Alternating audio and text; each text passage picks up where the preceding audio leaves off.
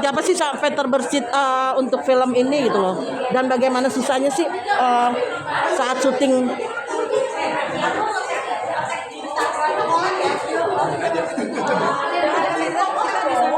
Memang benar-benar liburan Mbak. Kita syuting itu sekitar kurang lebih 20 hari syuting di sana. Terus memang benar-benar liburan, ya kan? Tapi kita ambil di Jogja. Lokasi syutingnya. Tapi ceritanya memang berasal dari Makassar. Kebetulan ini ada rekanan kita juga. Sobat juga dari orang Makassar. Orang Makassar. Jadi modalnya lebih banyak orang. Ini kan diambil dari kisah nyata ya. Apakah perlu ada ini nggak sih, ketemu dengan keluarga mereka dulu atau apa gitu? Sebenarnya kita langsung ketemu dengan Eva. Oh, Iya, kita udah ngobrol sama dia, wawancara juga sama dia, dan dia menceritakan berbagai hal tentang isinya adalah ya kisah dia ya, kisah dia bersama teman-temannya. Cuman kita di sini hanya terinspirasi, inspirasi dari cerita dia. Tidak perlu mengenai cerita tentang Eva itu sendiri. Oh, hanya sekedar sedikit aja kali ya tentang pendakian ini ya. Nah, untuk Kesha sendiri, Kesha gimana Kesha? Dipercaya di filmnya Mbak Niken, Tante Niken. Iya, pertama kali. Iya, Mami Niken. Om juga dong. Tapi awal pertama kali datang ke PH itu cukup deg-degan karena kebetulan untuk yang mentorin kami ini para aktor dan para artis itu Pak Dev Badar yang orang yang sangat bertalenta sekali, sangat berpengalaman sekali di dunia perfilman gitu. Jadi agak deg-degan awal casting segala macam, ngobrol-ngobrol, udah pada dipercaya, alhamdulillah dipercaya.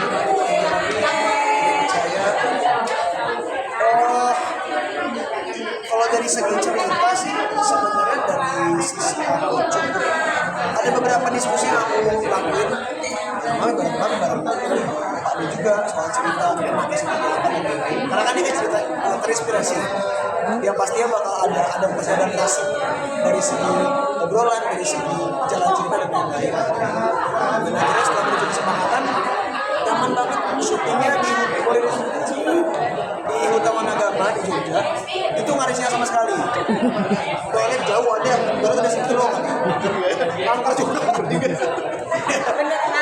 Beneran ada beberapa hutan ya. Horor ya. Iya. Ada kejadian horor gitu. Yang sesungguhnya ya, rekayasa. Iya. Terus buat tempat mana sih? Horor.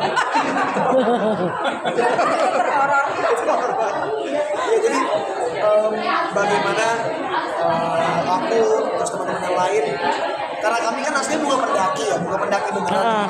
Tapi gimana caranya kita bisa memainkan peran sebagai pendaki yang bisa menyatu dengan alam, gitu, bisa tahu situasi dan kondisi dan lain-lain.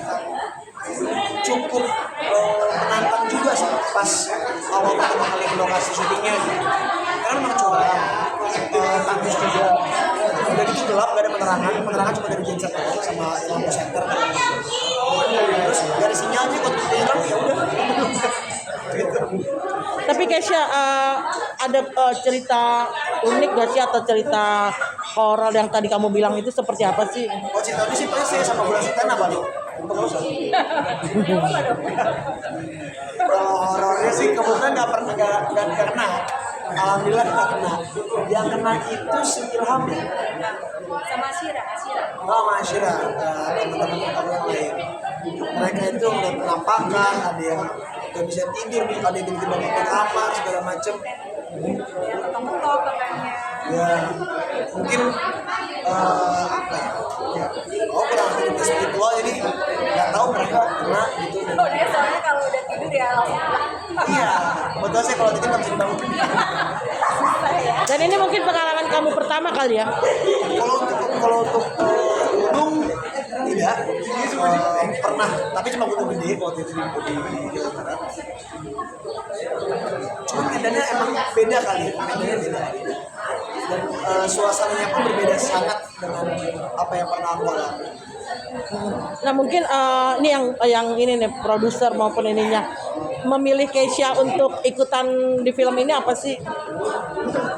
Nah, kenapa memilih Keisha? Gitu? Memilih Keisha itu karena memang anaknya punya talenta yang sangat amat bagus, disiplin waktu yang luar biasa. Pokoknya aku nggak pernah menyesal saya memilih Keisha karena Keisha itu selalu on time. Malah kadang-kadang kalau misalnya jam 7 kita lagi ready, dia jam 5 udah datang sampai ngelot di kantor. Udah ngopi dulu. Ini anak, nah ini siapa ya, tidur ternyata dia. Oh, bener-bener deh, pokoknya dia anakku yang paling luar biasa. Kayak Mbak Niken kan artinya sudah melanglang buana kemana-mana ya untuk film gitu. Seperti apa sih mungkin dari orang film artis yang sebelumnya dengan pemain-pemain yang sekarang ini seperti apa sih buat mungkin perbedaannya? ya kalau saya sih, kalau kami dari Citra Visual Cinema selalu ingin membuat sebuah keluarga. Jadi setiap kita produksi film itu kita tuh mendapatkan keluarga yang baru. Seperti mendapatkan keluarga yang baru. Makanya seperti kayak tadi di sini juga ada Baby Margareta itu di film saya sebelumnya. Terus ada padahal Baby Margareta itu dari Bandung loh. Dia bela-belain datang. Tadi juga Kinariosi juga mau datang cuma karena masih syuting Rebong juga. Nah ini sekarang aku nemuin anak lagi yang baiknya luar biasa. Dia pun syuting dibela-belain sampai ke sini. Nah Jadi itu Bang. untuk informasi aja di Google Map itu itu 1,5 jam. Sedangkan mau ke tolnya aja masih butuh 10 menit lagi. Tapi setengah jam nyampe. Ini. Kan luar biasa kan Badri kan. Ngebut ya. Mau berpondok ini setengah jam. Hari Jumat lagi kan? Iya, apalagi dia lagi syuting juga. Nah, pokoknya aku sayang banget. Mungkin dari film-film ini kan sekarang nih mulai bermunculan ya film-film Indonesia, mau horor, semi komedi horor gitu. Nah, buat kalian sendiri seperti apa sih untuk supaya banyak pemirsa atau penonton yang ingin menonton film ini gitu? Tahu bahas ada bikin aja kali. Jadi boleh dulu lagi nanti. Ya artinya bagaimana kamu menghadapi pesaing-pesaing yang lain, film-film yang lain yang banyak kan di sini ada komedi horor beneran gitu. Yang sudah tidak bisa dipungkiri adalah pastinya sudah banyak film-film yang terinspirasi dari kisah nyata. Kembali lagi adalah gimana caranya kita bisa berbeda dari film-film lain yang juga terinspirasi dari kisah nyata. Gitu. Dan aku juga cukup memilih ya maksudnya untuk memilih Ceritanya. gitu. Kayak awal setelah di oke aja kan aku benar-benar baca dulu apa aku sudah yakin untuk memilih film ini, apakah aku benar bisa bertanggung jawab atas bayaran yang aku dapat untuk memainkan peran di film ini. Terus setelah banyak pertimbangan aman, dan kalau dari segi cerita, dari segi adaptasinya dari cerita aslinya banyak hal yang jauh lebih menarik pas diadaptasikan gitu. Karena setahu aku emang untuk dari narasumber langsung itu cukup jelas, tapi ada beberapa hal yang hilang. Nah, hilang itu kita isi dengan diskusi dari banyak orang. Mungkin kalau yang dari pihak produser maupun ininya seperti apa sih gitu loh, mungkin apa yang membedakan gitu loh dengan film-film lainnya gitu.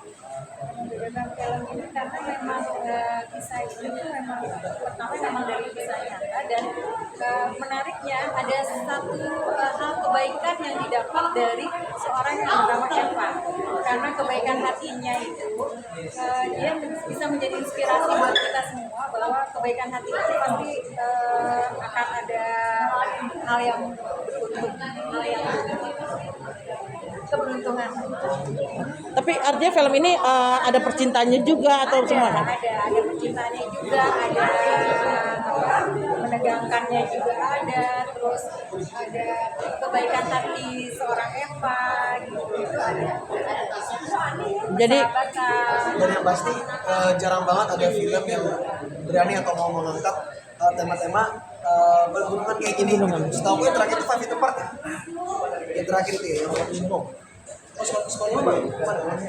Baru. Nah, maksudnya nggak banyak yang mau mengangkat tema-tema pendaki gitu. Jadi itu kisah kita ini yang ditampilkan hampir semua pengalaman yang terjadi yang kita rangkum dari para pendaki oh, ditampilkan. artinya semua cerita-cerita ya. Kebetulan Pak Anwar ini beliau ini pendaki juga, Ah. juga orang Mapala juga, dan memang tinggal beliau di Makassar. Jadi mungkin kalau soal Makassar saya banyak berpengalaman. Oke Bang, Saya mungkin orang Makassar tapi saya nggak bisa. Oke Bang, mungkin seperti apa Bang dari film ini dilihat kalau Abang dari sisi sebagai artinya seorang pendaki juga lah ya melihatnya film ini. Ini bisa mewakili pengalaman-pengalaman para pendaki-pendaki dalam hal yang sifatnya mistis ya. Mereka akan menjumpai atau mungkin akan melihat kembali apa yang pernah mereka alami digambarkan dalam film ini. Jadi kisah-kisah yang di film ini yang kita tambahkan walaupun inspiring bagi Deva, namun yang lainnya itu adalah hal yang bisa dikatakan bahwa bisa jatuh juga yang kita ambil dari yang lain. Jadi sangat alami. Tapi kan banyak nih kayak pendaki-pendaki gunung yang mengalami hipotermia. Itu seperti apa sih yang baru-baru ini terjadi kan? Yang dia mendaki gunung hipotermia terus sampai ditinggalin sama temennya gitu loh. Itu sama dengan Eva itu mengalami halusinasi gitu. Dan itu tergambarkan dengan bagus film ini. Itu jadi artinya kejadian-kejadian para pendaki divisualkan ya. Pengalaman ritual gaib bisnisnya gitu. Semua jadi kita banyak inspirasi dari pendaki-pendaki itu sendiri. Artinya keren banget dong filmnya, artinya semua ini ya. Dikerasin kami sebenarnya. Atau buat gimana caranya kita bisa beneran mewakili pendaki. Padahal nggak pernah mendaki ya. Nah sekali doang. Beda lah, bukan pendaki berarti kan. Iya.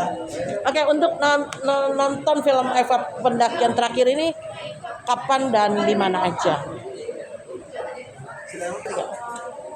Halo semuanya, buat kalian semua yang sudah bersama film Eva pendakian terakhir, aku pengen ceritain sedikit. Eva pendakian terakhir ini memiliki banyak unsur dari filmnya. Ada persahabatan, ada percintaan, ada konflik, ada drama, ada horornya juga, ada thrillernya juga.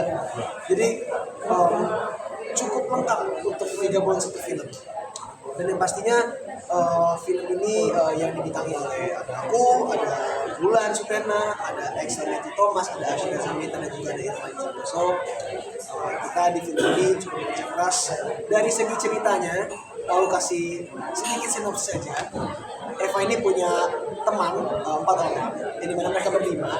Mereka ini adalah seorang pendaki gunung, dan pada saat mereka sedang mendaki gunung di salah satu gunung tersebut, mereka berlima mengalami kejadian yang cukup tidak mengenakan. Dan tidak mengenakan yang seperti apa, dia pasti menegangkan. Dan juga cukup nostalgia juga buat teman-teman semuanya yang mungkin pernah mendaki atau pendaki, dan dramatis juga. Jadi langsung aja ditunggu segera di semua bioskop Indonesia. Oke, terima kasih. Sama-sama.